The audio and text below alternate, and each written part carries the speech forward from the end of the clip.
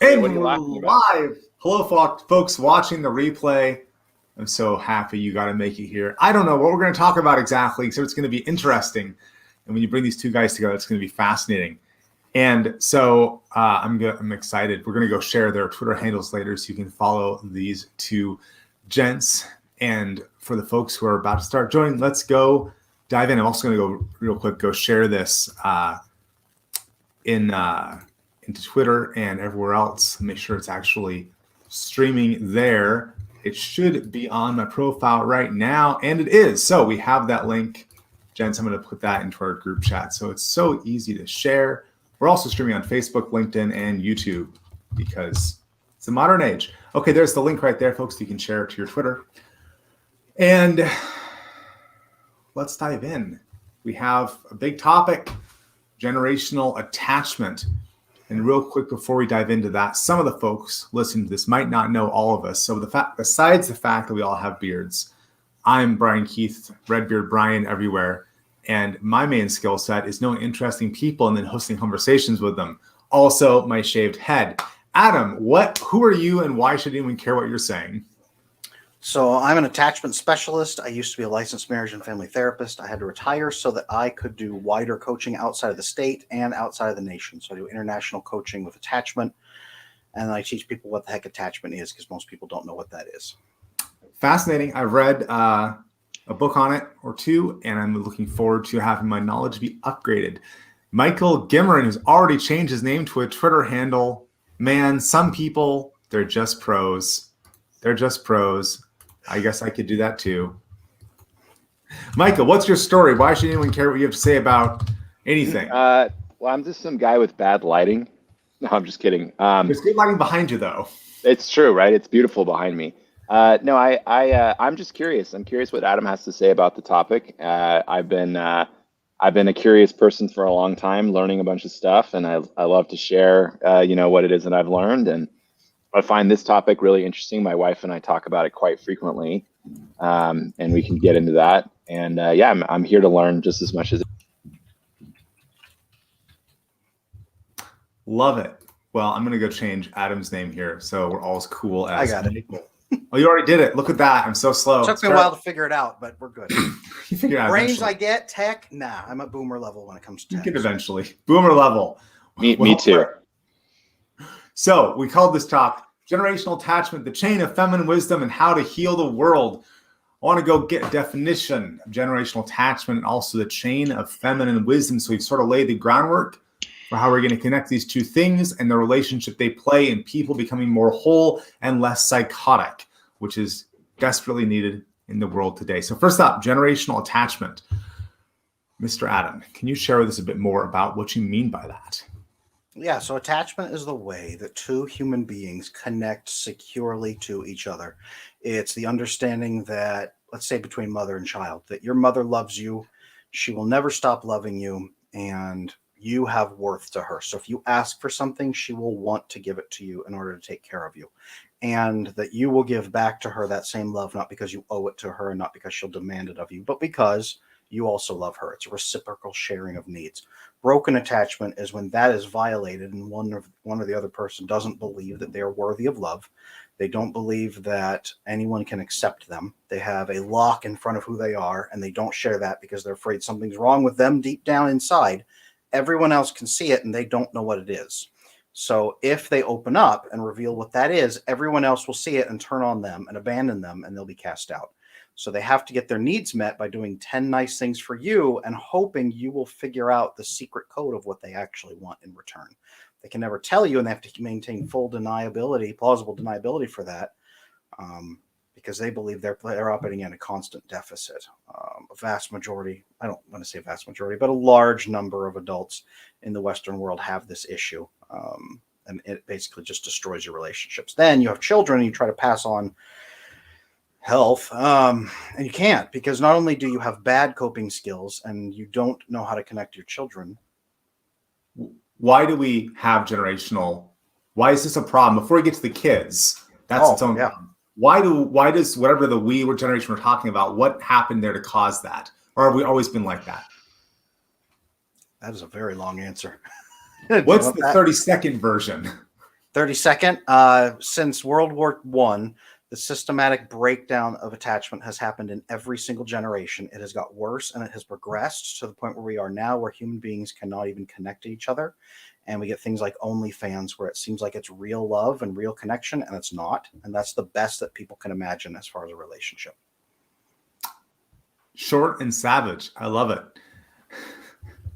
So the next question I have here is about the particular phrasing we used, the chain of feminine wisdom. I want to hear, Michael, about what you mean by that. Yeah. So, and you're back. I was frozen. So I guess so two things I think are relevant for this discussion. The first one is that one of my degrees is an undergraduate degree in classics from Princeton University. So I've spent a non-trivial amount of time reading the Western canon. So I can talk a lot about stories over the last, let's say, 3,000 years. The other thing of that is just a lot of in-depth research into something called, the information economy. So I work in Silicon Valley. I'm a technologist. We spend a lot of time thinking about sort of the economics around information and what does that do to human societies. And so when we talk about the chain of feminine wisdom in the context of this conversation, the idea is basically that so stories are passed down for women from mother to daughter. And when we moved from the farms to the cities, mom stayed on the farm and basically the daughter went with her husband into the city, and that relationship became strained and broken. And unfortunately, and I don't necessarily know if this is 100%, but it's sort of my reading of history, doesn't seem like we actually tell or write down women's stories.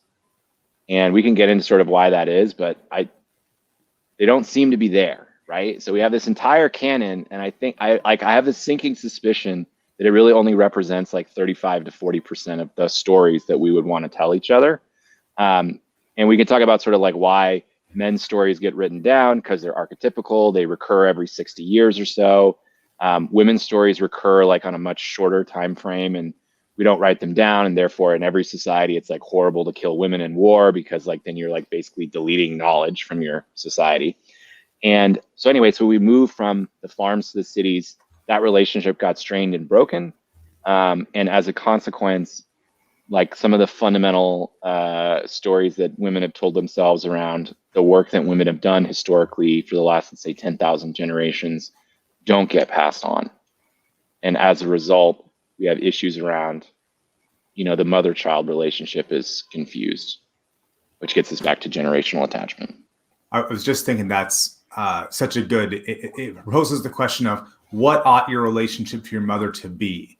And if you're lacking the information you just talked about, Michael, then you don't have all the tools available to answer the question properly.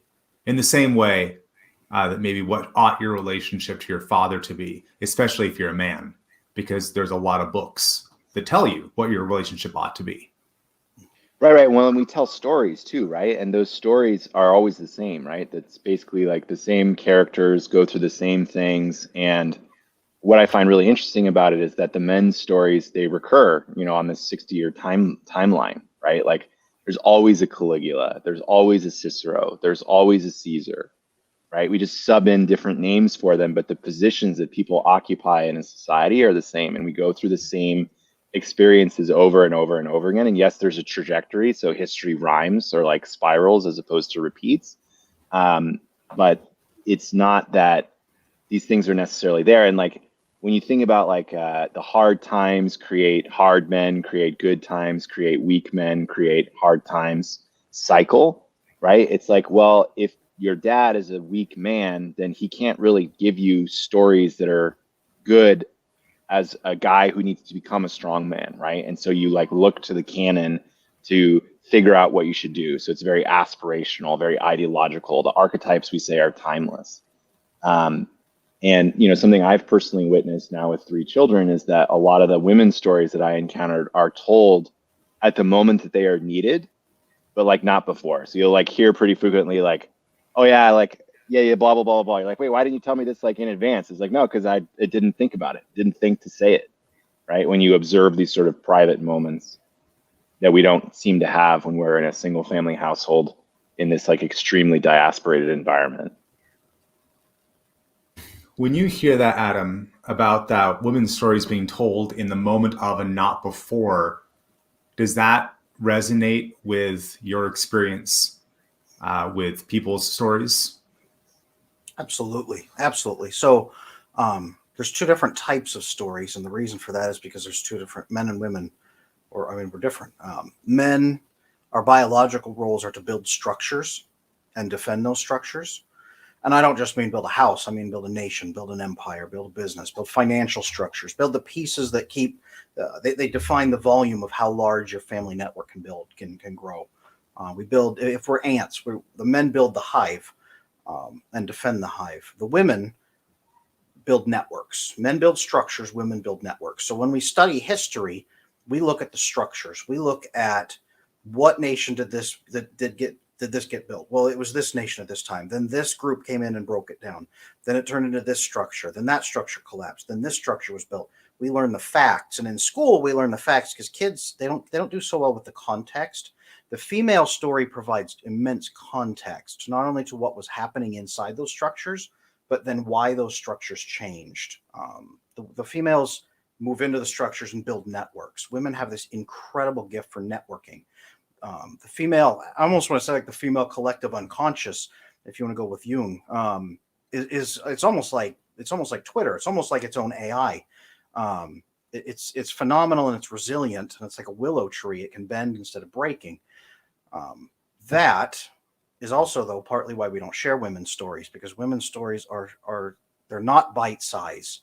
They're not Rome was built in this time, it fell around this time, then these nations came, then the Dark Ages. But you can't really do that with women's stories. Women's stories are studied in colleges. You go back and say, now that you understand all the structures, let's go back and actually look what was happening in those structures. And then you learn all the context and everything starts to make sense. That is the depth of women's stories. And it's really hard for most people to encapsulate women's stories, even women themselves, which is why it comes out and it says, okay, I have all this information in my head. The female brain is about 2/3 the size of the male brain, but it's interconnected and faster. So when you say, okay, this is happening in this relationship, their brain jumps around and pulls these pieces together and gives you the information you need in that relationship in that moment, which is fantastic. It's very useful. And it's why I always tell married men to get their wife's advice on what they are choosing to do, because she will see connections you're going to miss. And she will say, hey, this, and this. You're going to say exactly what Michael said. Hey, why didn't you tell me that before? Well, it wasn't useful. Here's this incredible wealth of information and context that you needed to know. Men build structures, women build networks. And that is why women have held out a lot longer than men have, I think. It's because men no longer have a reason to build structures. And that has been breaking down in every generation.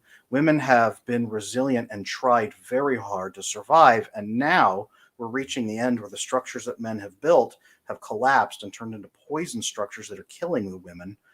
And they know it and they hate it. And it doesn't make sense to fix it. They don't really know how to fix it or why to fix it until they have kids. And all of a sudden their instincts kick on and they will do anything to fix it. And the man in their life who is causing the problems becomes the enemy, number one. So, yeah, we don't pay attention to women's stories because they're so useful on the spot. But to cover women's stories is so much more, I don't want to say more work than men's stories, but they are. What happens when we find a way to reintroduce women's stories that are currently being lowered, volumed, or lost? So here's what would need to happen first is men need to get back in the game and be building structures so that women can switch off the defense. Right now, women are having to build rudimentary structures to survive and then defend those structures on their own, which is why you get the rise of angry feminism, angry single motherhood, women saying, the future is female.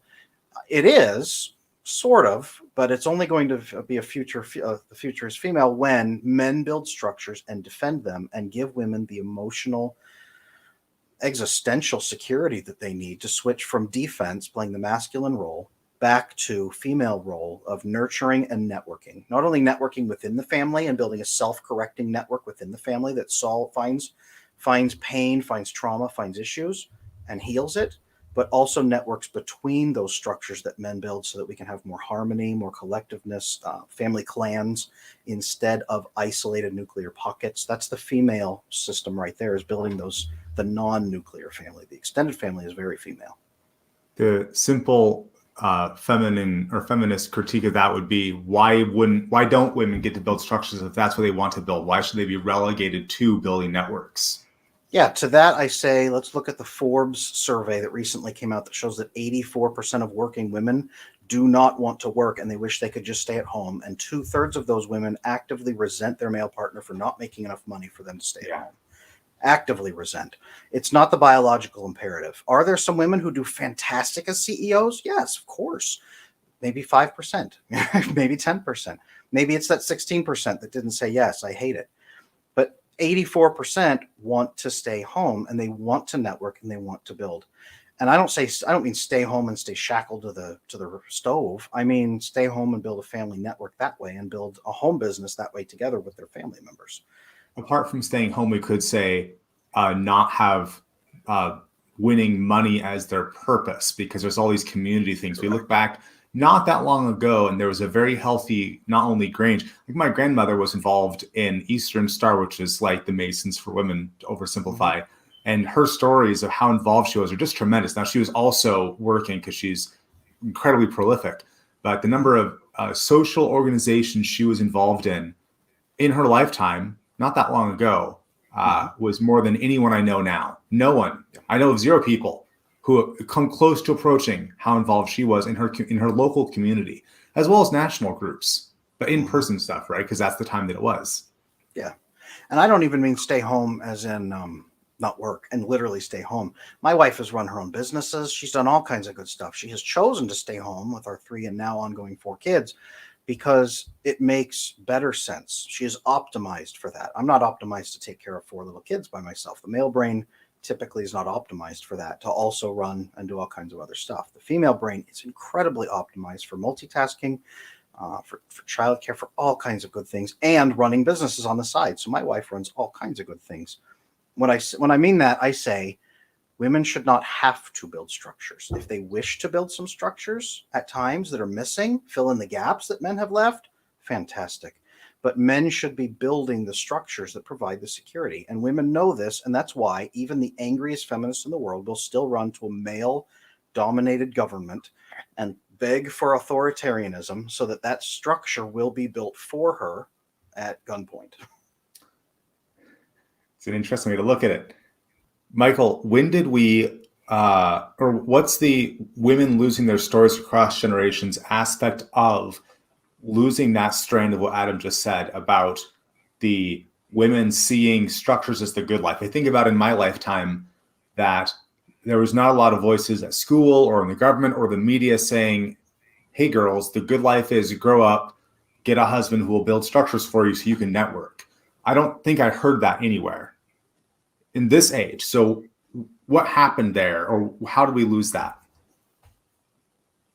Yeah, I think that's a really complicated question, right? I think you could say that it started with organized religion, right? Like even the Catholic Church itself puts prescriptions around like women meeting together and all this kind of thing. If you go back and read the papal encyclicals, right? So go back a couple thousand years. So like in our more sort of recent age, like examples I think that people would find helpful would be, and then like, so one thing we're not talking about is like men aren't building structures, the structures don't work. Part of the reason for that is that we really have a difficult time right now conceiving of a communications network that is light speed, like what we have with the internet. It's sort of not the information environment that we've had for, all 10,000 generations of humans.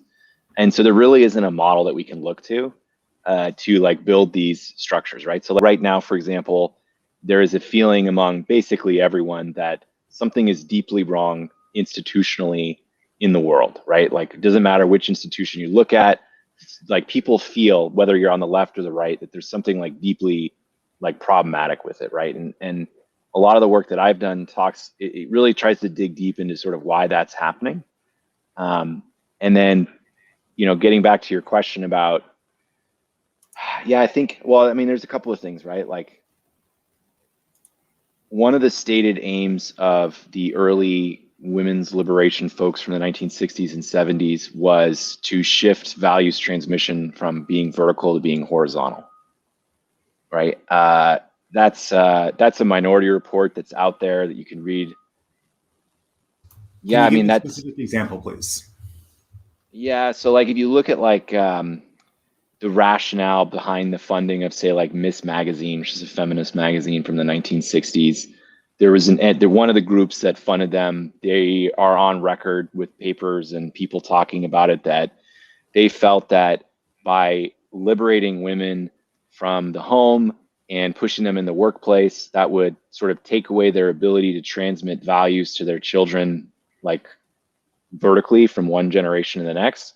And then it would be a lot easier for the state to transmit values horizontally, right? And when you look at what happened in Maoist China, where kids were turning in their parents, and you look at like what the outcomes are of our institutional education system, you can see that, like, for example, if I want to release a new product today, I'm not trying to convince mom and dad to convince their kids to use it. I'm trying to convince like a horizontal influencer, right? And it's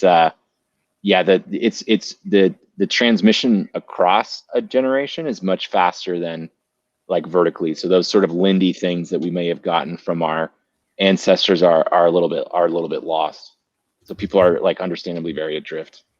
To what extent is that vertical transmission an important part of a healthy generational attachment, Adam? Do we need that, or is losing it okay and it's just going to be fine?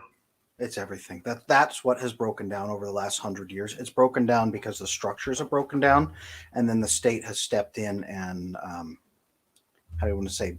The state is an opportunist. It saw those breaking down and then stepped in and kicked it over even more so that it can then be controlled. So that generational attachment, that vertical attachment, has broken down and been broken down both at the same time. And as that breaks down, that is at the core of all, I would say, the vast majority of mental health problems here in this country. And it's also why people can be used and pulled into cults of various types, because they don't have those attachments to their actual family system. Is the answer as easy as building back up the vertical attachments? Can you put Humpty Dumpty back together, or is it one of these things where we have to transition to something new because we cannot put Humpty Dumpty back together? We can't transition to something new. We can't transition to something new. There's nothing that would replace it. There's nothing that can replace that attachment, because it's biological. It goes back beyond the Neolithic period. It's what our species evolved to have. You cannot replace a biological principle in a human being. But what you can about have pseudo types? But what about how many people we're connected to now?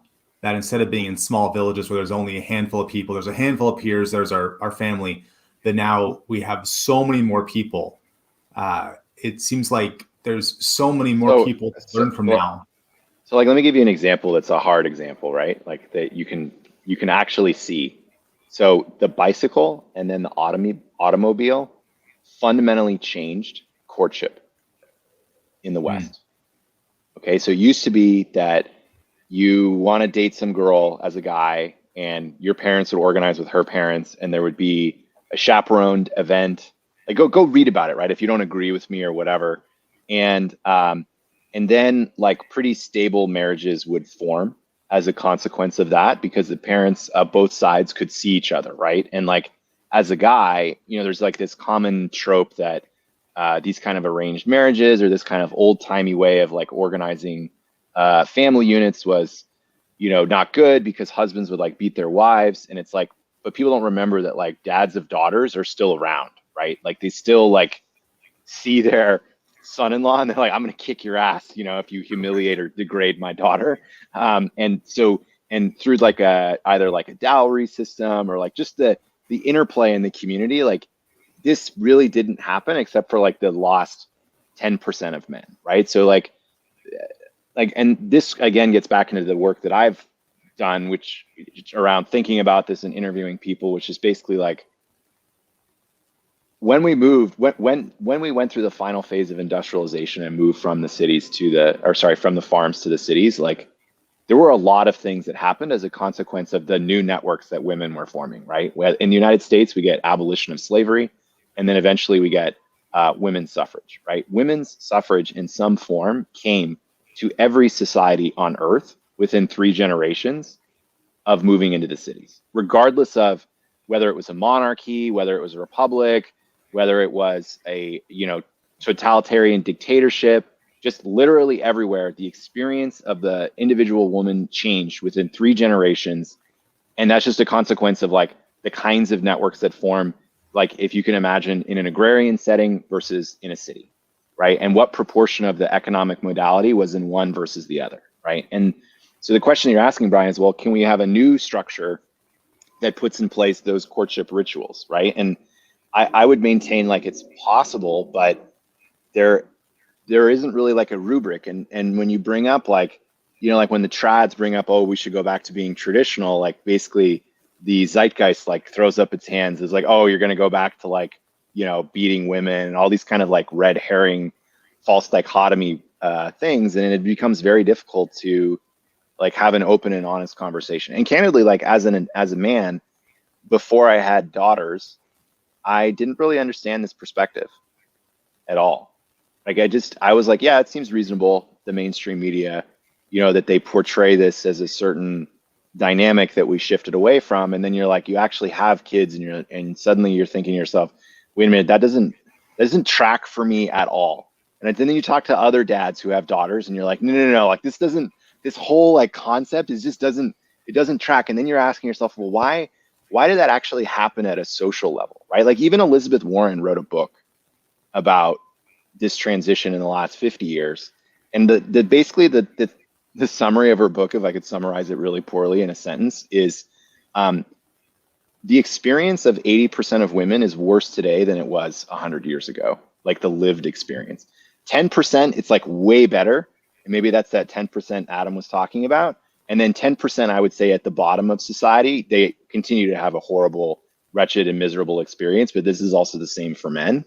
But it's that middle 80% where it's like satisfaction is down, depression is up, like anxiety is up, number of children is down. Just like it's like a nuclear bomb went off in the statistics in terms of people's self-rating, right? And yet we live in the safest society ever.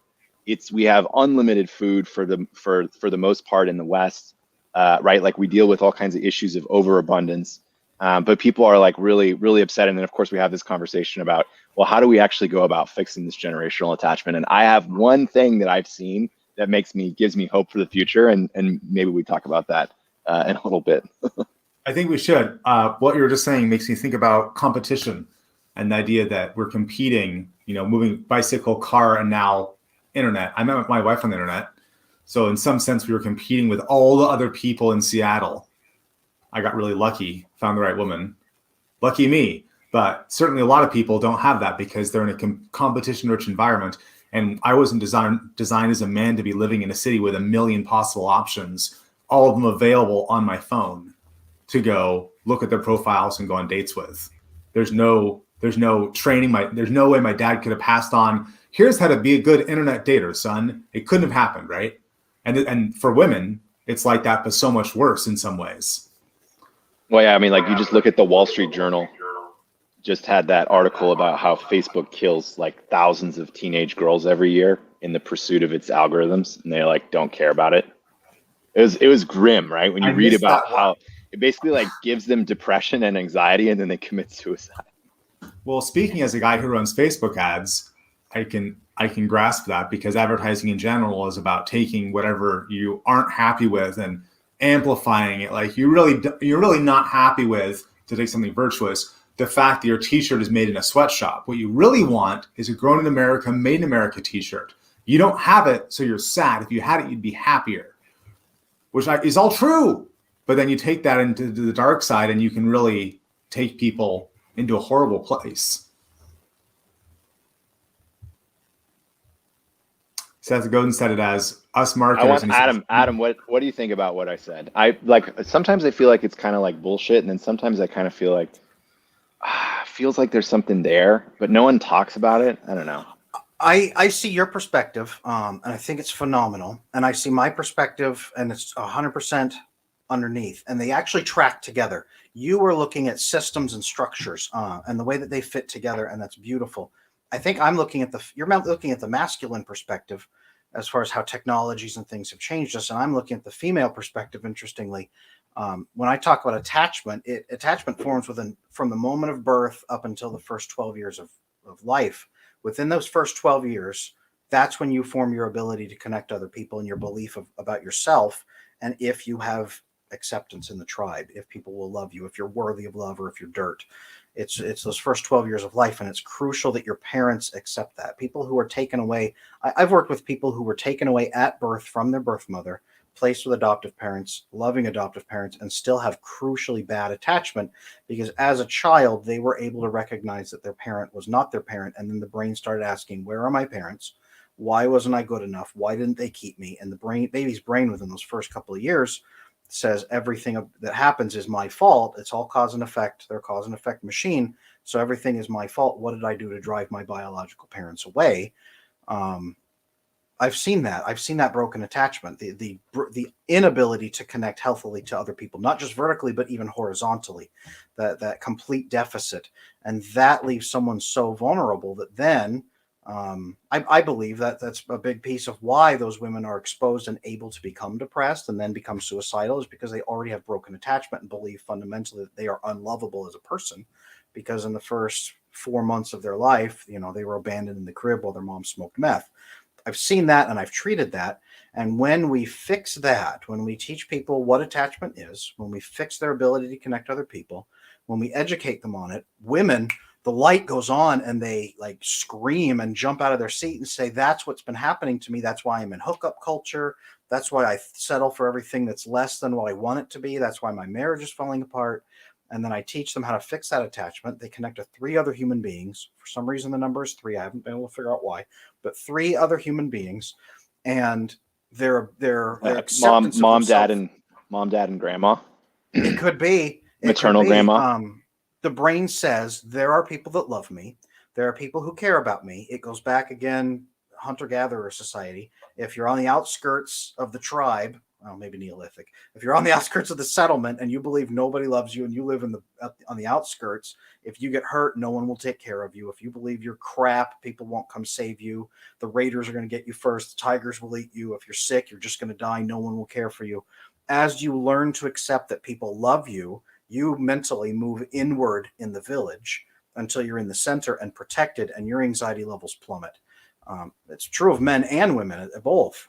When you have that, the anxiety levels plummet, the latent anxiety goes down, the likelihood of getting PTSD decreases, depression plummets also, everything plummets, and then your logical brain, it shifts the latent energy flows from your emotional right brain, I think my camera's reversed, to your logical left brain, which increases, and you begin making longer term decisions. Once you have full acceptance from three people, your brain, systematic desensitization, your brain says, I was wrong, I am worthy of love, and people will take care of me. Everything gets better. Everything. Wait, Brian, I have one question for Adam here. So, Adam, to make it tangible, is the area I'm always about more force multiplication and maximum leverage. So, Mm-hmm. if we were to pick any area in society to look at, are you basically saying that we need to focus on mothers postpartum, that first 6 months, right? Where they have the opportunity to bond or attach with Yeah. their children, that they're actually supported, that they're not stressed out after 2 weeks that they got to go back to work or take 15 Well, buses to go to school. Like, is that because like that to me, like when we talk yeah. about that seems like something no one ever really talks about. But when you said like that attachment in the first 4 months, Yeah. even the kid being pulled from their kid, I'm just trying to think about it in terms of it's so much beyond like maternity leave, but like actually focusing resources there so that mom Yes. feels supported. Is that Yes. something tangible we can take away? That would be the number one change I would make, is keeping women at least for those first 6 months with their children. I mean, that is so absolutely crucial, because baby can actually smell. The baby smells and tastes you in the womb. It comes out and smells you. It knows your voice and your smell, and then you hand it off for 12 hours a day to a stranger. You come home exhausted. You don't have the energy to play with the child. For the first 6 months, the child is trying to figure out, why is mommy leaving me? What am I doing? As the child grows up, that just a little bit of attachment breakage, a little bit more, a little bit more. They go into the public school system. The teacher's screaming at them all the time. They're competing with strangers. All kinds of little bad things happen. The brain says this was my fault, and over time it adds up into usually a massive anxiety issue, perfectionism, all kinds of things. And then you start seeking approval. There's only 4 ways we can make that happen at a massive scale. It's either the husband, or him, the screen here, the husband can provide, or the extended family, like the parents, to keep the woman home when she's used to working, or the community in some way, or the government. And community, I'm including church in there. For both of you, what do you think is the best way here in 2021? Which of those 4 ought we to be focused on in order to help women stay with their newborns longer? Helping husbands be more functional so they can go keep their home, or the parents, or the community, or the government. I don't think government should be involved, because when the government's involved, it all gets worse. Yeah, some places have year-long maternity leave, and they force everyone else to pay taxes for it. It'd be interesting if the problem is like these statistics take decades to actually see any kind of change. It's like, because it's like why is it that there's so many tall people in the NBA, right? They're like really, really good basketball players, okay, but they're all like really tall. And statistically, you would think there'd be like 1,000 not very good basketball players just walking around for every one that actually made it to the NBA. But then you like walk around and you meet someone who's really tall, and like they usually like played basketball and are really good. So it's a little, there's a neuroplasticity to this argument as well. I don't know. I think it's a complicated. So like, to get back to what Adam was saying earlier about OnlyFans, right? So we took a complex relationship and we use technology to simulate it in a complicated way, right? And so what we're talking about here in the postpartum support would then be actually helping to go back and support that complex relationship, right? So for some people, it might be being close to the parents.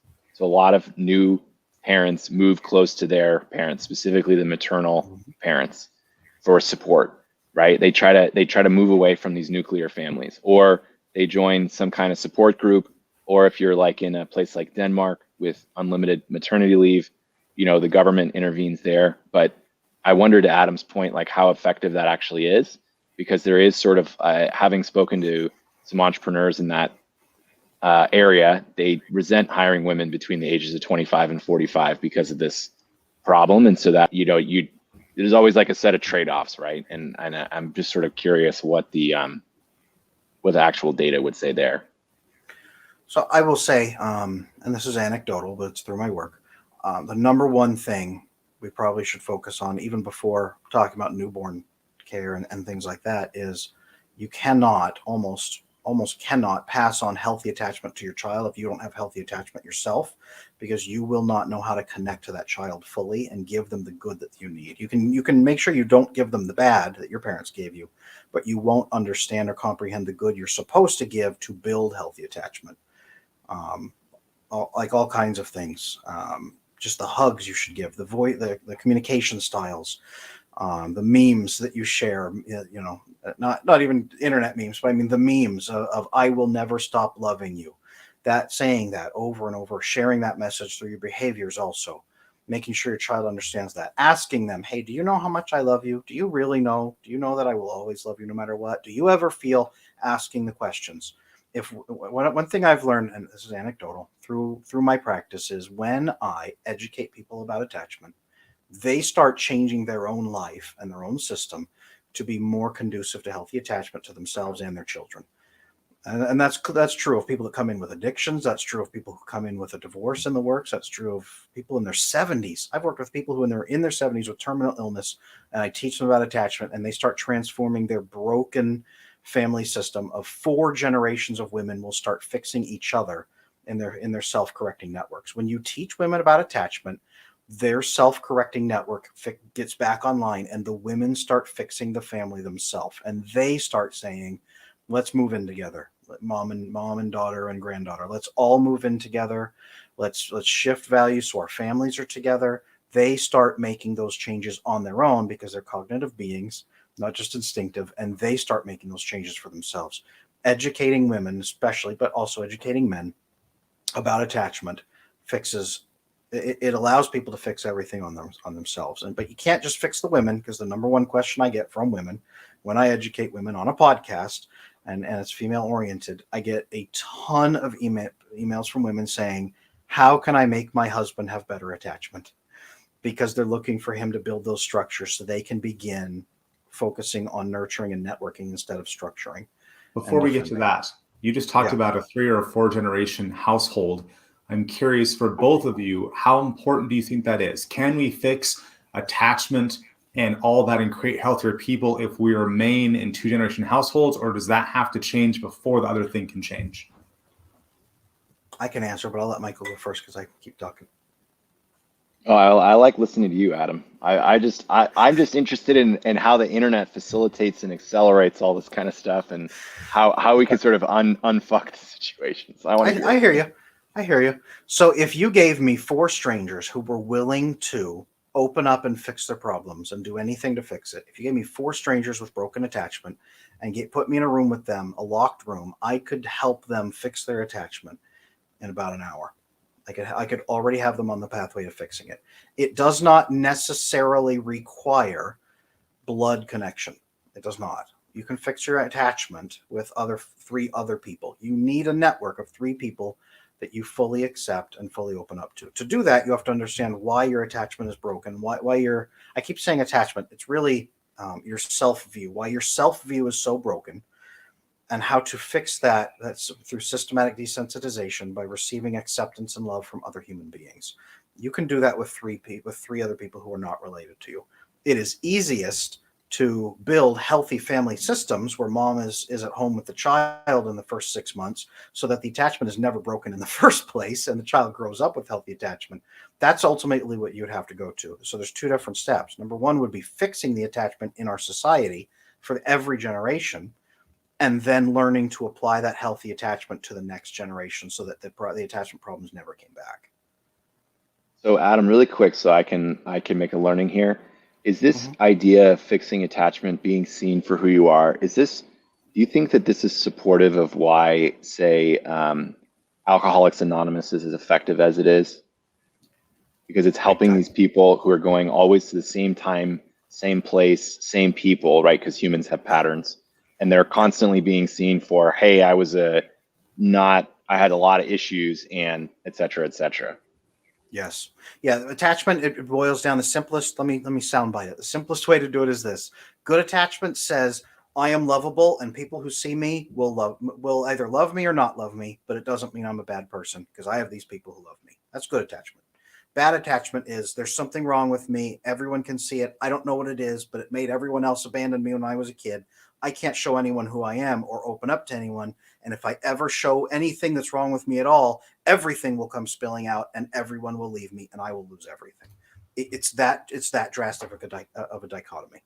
Extreme example, I just watched The Squid Game, which is a Korean TV show, and it has in there, as many of them do, 1 North Korean defector.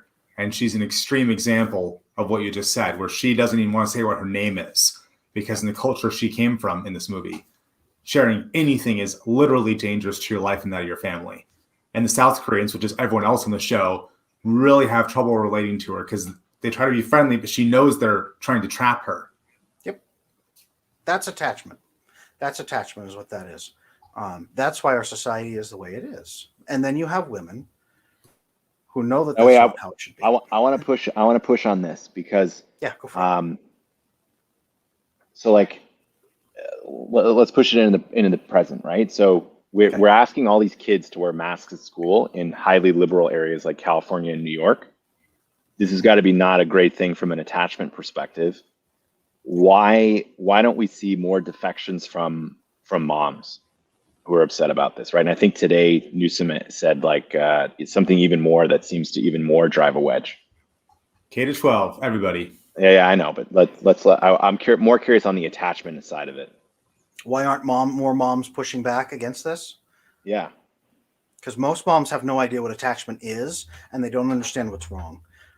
They don't understand it, which is why you have hey, hookup culture is great. It's empowering to women. It's fantastic. And then they get married and say, it's the worst thing ever. And then they're with this husband who has bad attachment, and the two partners never share their needs. They just hint what they want, and they give passive aggressive hints when something's wrong, and they give hints for what they want, and it's never met. So the marriage just simmers with resentment. Then they have kids, and the woman's brain clicks over and says, my child is anxious all the time. There's something wrong in his relationship with his father.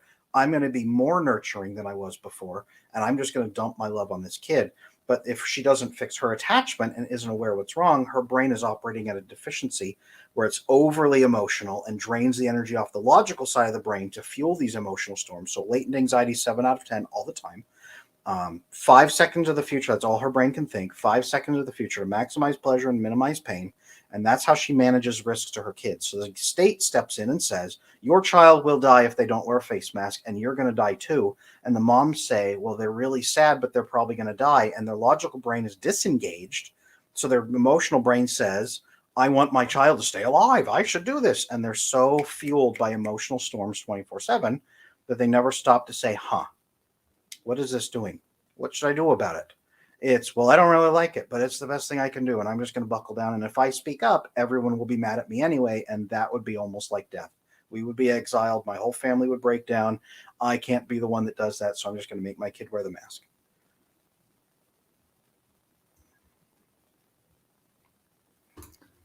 This is my time to share the obligatory Jordan Peterson phrasing about how he thinks that, as he phrases it, he's not sure that women aren't designed just to keep infants alive, where their level of anxiety is designed to keep a small, helpless creature alive for a protracted period of time.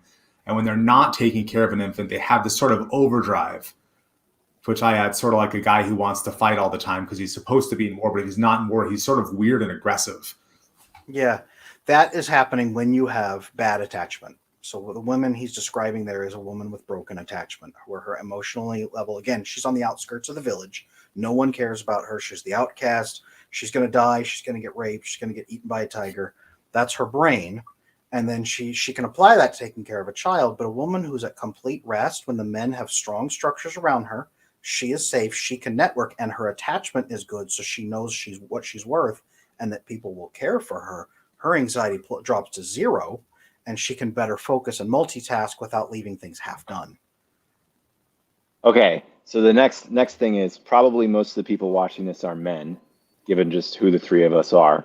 So the question is there something that we can like read? Is there a book? Is there like something we can give them to read for their wives to read?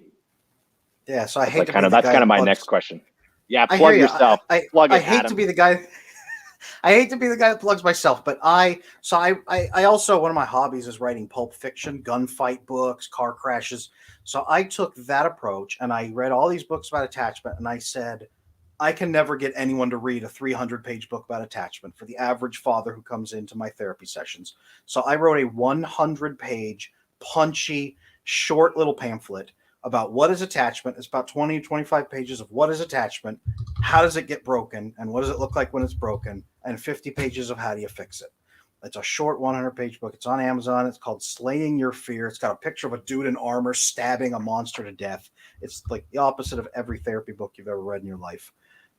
It's 100 pages of how to fix it. It is not hard. I have men and women reading it. It's designed for people who hate reading. There's an audiobook version that's 2 hours.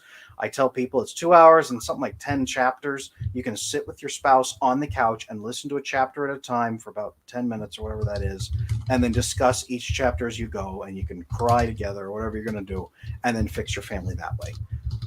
I tried to make it as stupidly simple as possible to fix it, because it really is simple. It's a biological thing, and those are always simple to fix. You just have to know how to fix them. Great. I'm gonna read this book and I'm gonna review it. Brian, hold me to it. 60 days. 60 days, making a It's note. 100 pages, man. You could probably knock out 100 pages in an afternoon if you wanted to. Do you know how many other books? Yeah, but I don't want to read it. That's the thing, right, Adam? Because it's like I don't want to read it. So that's why I'm saying we have 2-hour audiobook. Have someone tie you to a chair and play a 2-hour audiobook. 2 hours is too much.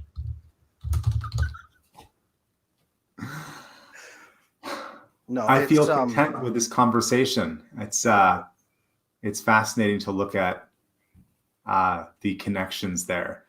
Adam, you shared your resource. Michael, what would your resource be for people who buy the general theme of women have been disconnected from their stories and that's a problem? What kind of resource? Yeah, nowhere near me, right? Because like candidly, like yeah, I don't even think as a society we're at a place yet where we can ask sort of the difficult questions. So there are a number of changes that have happened in our society over the last, I don't know, 200 years. And from a zeitgeist perspective, you know, some of the questions asking them is like beyond getting canceled. And I think it's willingness to engage with those questions that is really going to get you, you know, closer, right? Because I mean, like the idea that, first of all, if you accept the argument that moving from the farms to the cities causes this problem because you're not really talking with your family anymore, or you're talking with your communities, or your network is sort of screwed up, and so then like, and it gets to like, you know, is our entire society grooming young women to go into college, and then they get all these partners and blah blah blah, and they sort of like lose their sense of identity and worthiness and blah blah blah, and it's just like that just becomes a series of really really difficult conversations for people, especially if they're after that fact, right, or they're, you know, 35, single and childless.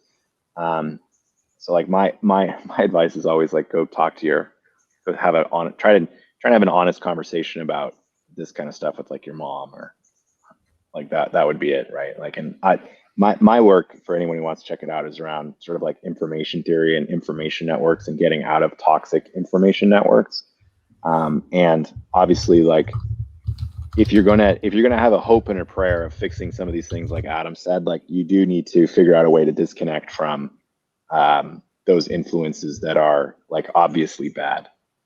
But then again, like the technology that we've created around engagement has made it such that the things that are worst for us are the things that are just omnipresent, right? You know, and you could talk about like the cultural influence of like TikTok, or the cultural influence of, you know, Facebook or Instagram, or, you know, you have the smartest people in the world who are trying to figure out how to make these things more addictive, and, you know, telling people to go on a fast. You know, it's like basically like delete Instagram, Facebook, and TikTok from your phone for a couple of weeks, and then go have an honest conversation with your mom. Like, yeah, good luck having that conversation with a 23-year-old. Yeah. But that would be like the best intervention possible, right? Yeah. I put Facebook on my phone just to coordinate around my wedding. That was just a couple weeks ago. And then as soon as the wedding was done and all that planning was done, took it off my phone again, just to prevent myself from the urge to go connect. Because that urge to connect is really corrosive to actually being here. And that was the time in my life where I really wanted to be present, was, you know, wedding, after the wedding, I want to be here. So I had to go create that really strong boundary there by telling myself no, and like, I don't have the logins. I could get them, but it's really hard. Right. But like that's like asking a young woman to do that is like asking her to kill herself, right? It's like you're trying to take her away from her entire social network. This is like that's not an intervention that you can make a recommendation as a somewhat, you know, on like guys where we're like, oh, we're focused on making money or providing for our family. It's a lot easier to give that advice. Go on a dopamine fast, you know, take away all these bad information sources. But like, how do you go to a 14-year-old girl and tell her to stop using Snapchat? Right? I mean, like this is. And if you tell her to go talk to her mom and she has bad attachment, 10 to 1 odds her mom has bad attachment. And if they don't have the language to talk first, to have the meta communication about their communication and say, this is what's happening in our communication. We need to fix our communication style first and then fix what we're communicating about. If they don't have that language, she's going to go to mom and say, Mom, you don't talk to me the way I want. And mom's going to say, excuse me? And the attachment on both sides is going to flare up, the bad attachment, and it's going to be an ugly issue. Both sides, if you give two women knowledge about attachment, most of the time they figure it out themselves. They build self-correcting networks on the spot. It's amazing to watch. I gotta go buy a book and see what I can learn. Here's that book again, folks. Slaying Your Fear. I like it. Adam, I like it. it's got to be Adam Lane Smith, because you do not want to be an author on Amazon who's named Adam Smith. You're actually called Adam Smith on your Amazon page. I just looked. Really? Oh man. Well, it's probably because the middle name is not on there. But yeah. What do Well, you? guys, I have one question before we go, which is, we have 5 minutes. We have 5 minutes, maybe. do it. I want to ask about Gen Z. So we always talk about like the kids will be all right, and they seem to be responding pretty well, better than most, to the new information environment. So we see like basically like boomers are out of touch. Generation X is totally psychotic, right? So part of them are out of touch, and then the ones who like actually understand about the internet, they like say crazy, crazy, crazy shit. And then the millennials is kind of like, I don't really have hope, but like you look at like the Gen Z people and they seem to be okay, right? And they seem to actually, it feels like it's getting better. Is that something that you've observed as well, Adam? It's like we've gone so far to the negative area that Gen Z is just pulling it back on their own. I will say this, and this is, take this with a grain of salt, because as a therapist, people would only bring their kids into me when there were obvious problems that they couldn't sweep under the rug anymore. But the kids in Gen Z who came in, who were raised by a single mom who had 8 boyfriends in a year and was doing drugs and was in and out of rehab, and when Gen Z kids who had that come in, Gen Z kids who had massive, horrible divorces where their parents each had a lawyer, and the kids couldn't even talk; they had to talk to the lawyers. Those Gen Z kids, all walks of life, fit into one of two categories typically when they'd come in. They were either really embracing the identity politics and thus were extremely suicidal and hated everything about themselves and hated everything about their world, and they try to one-up me all the time in session, and they were not going to make it. Or they would come in and they were furious at everyone around them for being stupid, and they knew that the system wasn't working, but they had no idea what a better system would be. And when I would teach both of those different groups attachment, the group that was focused in with some horrible attachments and focused in on identity politics would hear about it and then would not go home and apply it, and would act like they were better than that, and then have all kinds of defensive mechanisms spike up, couldn't fix it. The ones who were, I don't want to say more conservative leaning, but the ones who are a little more logical, ruthlessly logical about everything, and talked a little bit more conservatively, more traditionally, maybe. I'm not even sure the right word. Michael, you probably have a smarter word for it. I don't think they're more conservative, but they've seemed to adopted some kind of timeless aesthetics. So like Gen Z, Yes. like I know what you're talking about. It's like, I don't want to say it's like the BAP guys, the BAP guys, but like Yeah. those guys who are like really into aesthetics and that kind of thing, I think those are the kind of guys you're talking about. I wouldn't say they're conservative in like the sort of left-right US political sense, but yeah, like they're definitely they're more like Lindy. Maybe. Yeah, they know something is missing and they want to go back to it, but they have no idea what it is. And they're just angry at everybody. And they don't buy into the leftism. Maybe that's what it is that's throwing me. They just don't buy into all the leftism. And it's not that they're right wing, they're just not leftist. It's a rejection of your parents' politics. Yeah, they drink up. Politics, we know they drink up the data attachment. wrong. Yeah, they drink up the attachment and they fix it and they start getting better. So what I saw was a meat grinder for Gen Z of, you're either going to make it or you're not. And the ones who learn healthy attachment and fix the problems from the past are going to make it. And the ones who aren't, man, the suicide rates are skyrocketing. There are so many warnings going out for 10-year-old suicides right now. It's not even funny. Pediatricians have been trying to sound the alarm, and the media will not pick up the alarm. There are so many problems with 10-year-old suicides and 11-year-old suicides right now. It's a meat grinder, and the left doesn't populate their own children, so they indoctrinate children, and we're seeing the fallout from that. The people that are raising the native Gen Z people being raised in the internet with leftist politics and Maoist politics, really, they're dying in horrible numbers. And if they survive, they go full on. In Japan, it's hikikomori. They completely back away into an isolated, locked room, and they leave everything outside alone, and they don't even want to connect to the world outside. That's what the leftist politics are doing to that half. The other half, fully embracing classical aesthetics. That was a good way you said that, Michael. I'm remember that.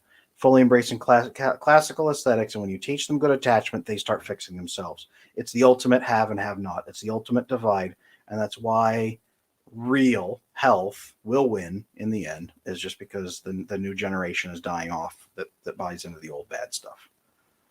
So it will get better. It's just going to be really ugly, really Yeah, it's ugly. brutal.